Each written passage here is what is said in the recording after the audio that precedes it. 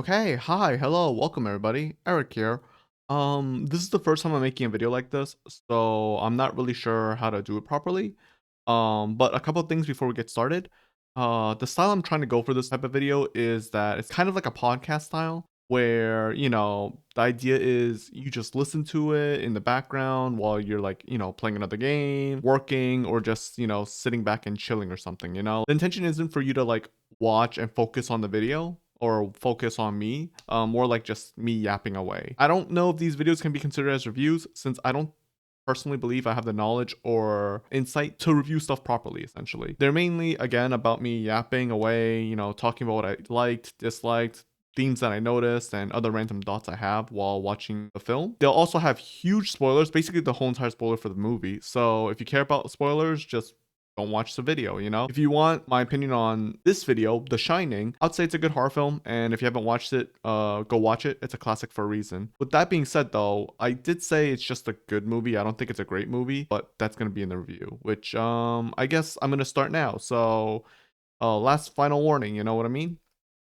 Anyways, so I watched The Shining. It was the 1980s remastered version, which I believe is the 2 hour version of the movie, which is longer than the other version, which I think is an hour and 30 minutes. I don't know. I didn't watch that one. I also haven't read the Shining books. So my thoughts regarding the characters or stories from the are only from the movie, and anything I pick up should be from the movie. So anyway, let's start at the beginning. The movie takes place in a hotel during the winter, and it only really has 4 characters in it. 3 major characters and 1 minor character. The 3 major characters would be the family and the stars of this show, which or movie, I guess in this case. Jack Torrance, played by Jack Nicholson. Wendy Torrance, played by Shelley Duvall, I believe, and Danny/Tony, played by Danny Lloyd. And then the only other character that I think is important is Halloran, which is the cook, played by Scatman Crothers. Very interesting name. I don't know if that's his real name or if that was his stage name, but that's not really important. Either way, I do think the Halloran, the cook, I think he was kind of wasted in the movie because in the film, he has ability called the Shine, which is kind of what the movie is based around, which he explains to Danny, the kid, since he also has the same ability, but nothing really comes out of his character until like the very end of the movie, which is frustrating. Because in the ending of the movie, Halloran goes back to the hotel and he just immediately gets killed. And like it felt like his only purpose was to give exposition about the Shine to Danny and then give a way for the mother, Shelly, and Danny to escape with those snowcat, the snowmobile, whatever you want to call it, which is really lame because I feel like he didn't have to die there. Like when I was watching it, I was just thinking, why would you do this? Like he could have easily escaped with the family. Like there's no reason to have him die. It wouldn't change anything. Like the ending wouldn't change. Now the movie has themes about how isolation can affect someone, how it makes people go crazy over time. Like in the movie, it shows the days passing and how Jack is getting more and more insane day by day. The issue I have is that the movie never explains how much time exactly passes. I couldn't tell from, let's say, going from Tuesday to Thursday in the film, whether it meant like 1 day, 1 week, 1 month, because depending on how long it's been, it affects the timeline of how long they've been in the hotel. Since technically they're only supposed to be in there for like what, like half a year, only until like the winter season, right? So it can't be that long, and it wouldn't make sense for at the same time for Jack to go insane after a week or something like that. It makes no sense. And I feel like the movie is supposed to take place over months, but it's just not conveyed properly to the viewer. At least for me, it wasn't properly conveyed. As the characters are going crazy, as the viewer, you can also feel the same way since you can't tell the passage of time. You can't tell if it's Wednesday and then Thursday next week or just Thursday the day after. And it affects the viewer just like how it would affect the characters. But the problem is, again, from a story perspective, it's hard to follow along because as a viewer, you don't know how long it's been. But yeah, anyway, speaking of the story itself, I don't think the story was really that great. The movie doesn't really explain much to me, in my opinion. There are like I know there are ghosts, there are previous residents who passed away in the hotel, but like and that's about it. And like for some reason they're all evil. Why were they all evil?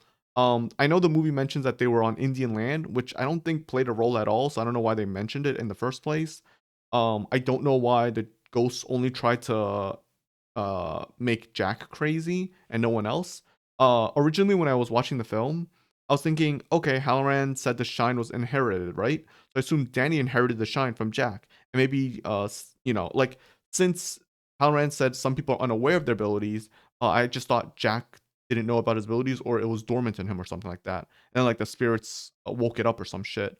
But the problem with that theory is that by the third act, I believe, of the movie, uh, Wendy also sees the hotel changing and the ghosts and skeletons around. So it's not just Jack and Danny who sees the spirits. It's also Wendy. So why didn't they try to like make Wendy go crazy? You know, like why was it only Jack and I guess a little bit of Danny? I think they were just trying to scare Danny more than anything. It makes no sense to me. Also, like the ghosts can interact with the real world because they open up room 237 and then they also freed Jack, which I thought was really lame. When I first originally saw in the scene where like Danny drives by room 237, and then it opens on the second scene, I thought it was cool because like at that point you don't know if Jack was doing it, like if he opened the room himself or if it was the ghost. But then when it's confirmed by the ghost that like they can tangibly touch things, why can't they just kill everyone themselves, you know? Like, why not kill Wendy? You know? Like, and speaking of which, why do they want to kill everyone so badly? Like, what is their goal? Like, why are they all evil? Why aren't there any good ones? Like, you would think some of them would be victims, right? Why would all the victims want to kill the next victims? You know, wouldn't there be some ghosts that would want to help them or something? I don't understand. It's never talked about, it's never explained, and it's just I don't know. I feel like they have gone more into details with it. I also personally didn't really understand the ending with where you see Jack in the picture. I know they mentioned that he was always part of the hotel, but I don't really understand why he's in the picture. Is it like his spirit's now in the hotel or like was he reincarnated? What was it? You know, like I personally didn't get that. Maybe a lot of other people understood that, but I didn't.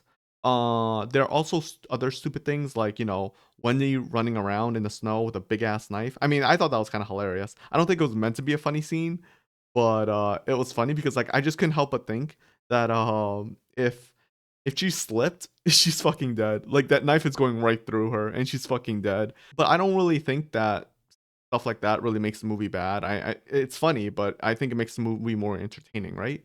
But besides that, one of the biggest and I think really the final issue I have with the movie is honestly the characters themselves as well. I think all the characters are pretty weak, including Jack, even though he's the main character. Halloran, like I said, I think they wasted him.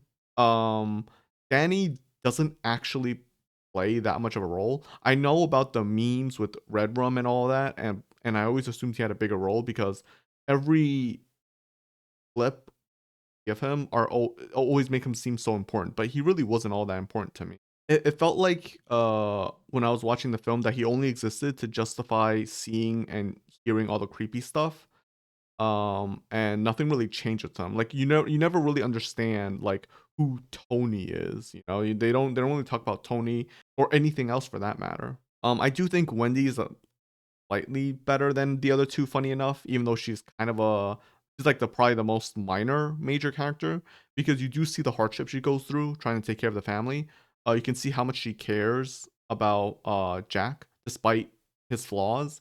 The movie mentions how in the beginning how Jack hurt Danny, and if he does again, she wouldn't forgive him. And then like when she does think he hurts Danny in the movie, she actually like curses him out and like tells him to get the fuck away from them. Like I think that was great. I actually think that was a great way of showing empowerment, honestly, which a lot of movies fail at, you know. Or well, I say a lot of modern movies fail at. But anyways, the last character is obviously Jack, and yeah, his character's yeah, it's kind of weak. Um, just like Wendy, you kind of learn about what he is, but he doesn't really have any character growth, to be honest. None of the characters really have character growth. They just have character descriptions in a way. Like we find out he's an alcoholic. We know that he's a a school teacher and he's trying to be a writer. Despite his love of his family, he definitely also resents them at the same time. But that's all we know about him, and we don't really see him do anything. And like I said, they don't really develop. It's more like we just learn what their personalities are. Anyways, I feel like I've been hitting on the film a lot, and I do have one more thing I want to like kind of bark on. I don't know if that's the right word. But I do also want to talk about the good things about the film because the last thing is both a positive and negative. So I'll wrap around to it. I think one of the great things in this movie is honestly the camera work. Like, I can't believe this, but this movie that's made in 1980 has better camera work than modern films. One easy ass example, and I know this feels completely left out of left field, but you know the Superman movie made by Snyder, the DC one.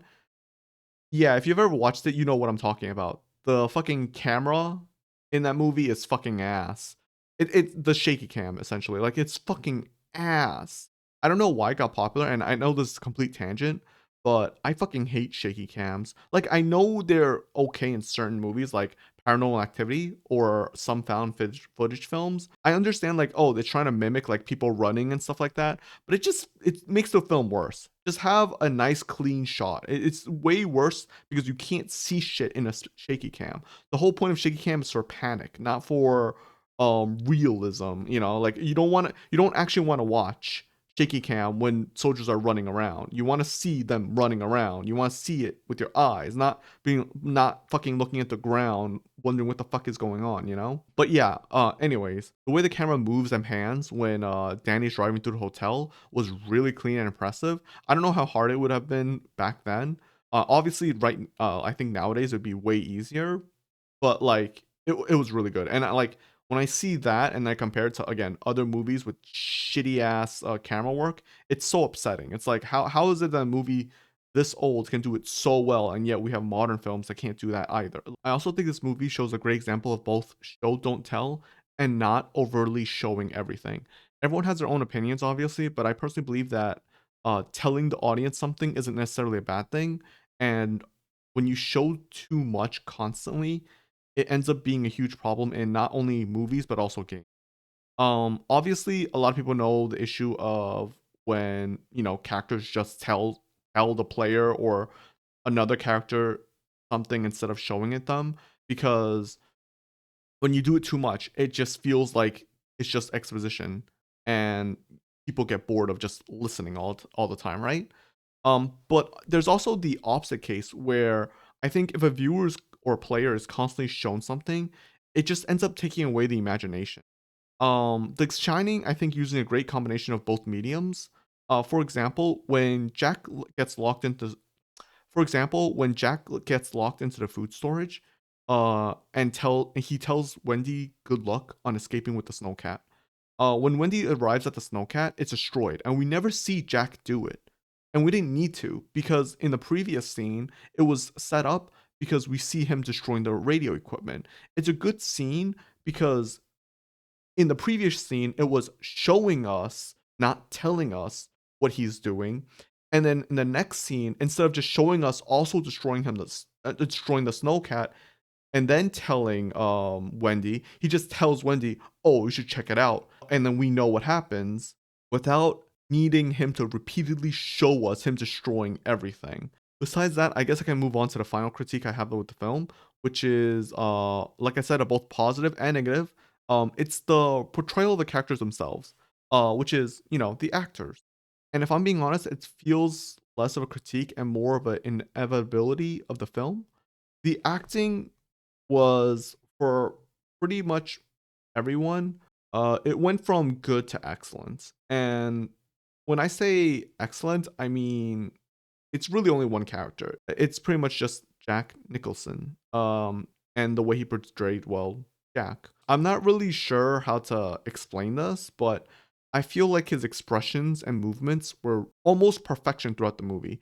The way you see him slowly descend to madness and finally break is amazing. It's so good that I think it just outshines everyone else in the film.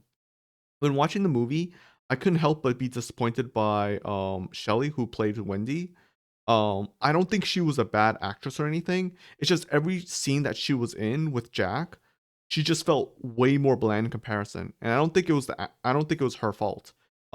If anything, I would believe it'd be the director's fault, since, they weren't giving the actors any directions, besides, I assume, crying and screaming, at least by the end half of the movie. And of course, Danny is a child actor, so you have to give him some leeway, and he did what he did. It wasn't amazing, but it was passable. And it basically feels like I have a lot to shit on the movie and very little to actually praise it. So why do I say it's still good? Because in the end, to me, everything is still just okay. You know what I mean? The story's not great, but it's okay. The characters and actors are not great, except for Jack. Are not great, but it's okay. And Jack's performance as someone who is slowly going crazy is exactly what I imagine it would look like and how they would act, Maybe it hit me very close to like what I think would be a perfect example of how that would happen, and maybe that's why I like it so much. And also I think that's what the movie wants to obviously portray and definitely succeeds in, Um, if the movie was about the hotel, it would be a bad movie. If the main characters were supposed to be Danny or Shelley, it would be a bad movie. But it's not. It's about Jack, a flawed man, living up to his past mistakes and just trying to do his best for his family and failing. And the movie completely succeeds with that. That's why I say The Shining is a good movie. It's overall just okay in everything except the most important part of the movie, which is the main character, Jack. And he excels, which makes the movie good. Instead of just being an okay movie, it's a good movie. I hope you understand where I'm coming from here. Um, but yeah, that's about it. Like I said, this should be pretty short. Um, I'm not really sure how to do these type of style videos. It's probably very buggy and broken, and I don't even know if I got my mind across properly. Uh, if you want, please leave a comment. Let me know what you liked and disliked, what I can do to improve on the video. Uh, and overall, I just hope you enjoyed it, So as usual, this is usually what I do on my streams. I'm gonna do my outro. Feel free to leave now and end the video if you want. If you like my content, feel free to subscribe to my channel. Follow me on Twitch and Twitter/X. I really appreciate it. I'll see you all next time, all right? Bye.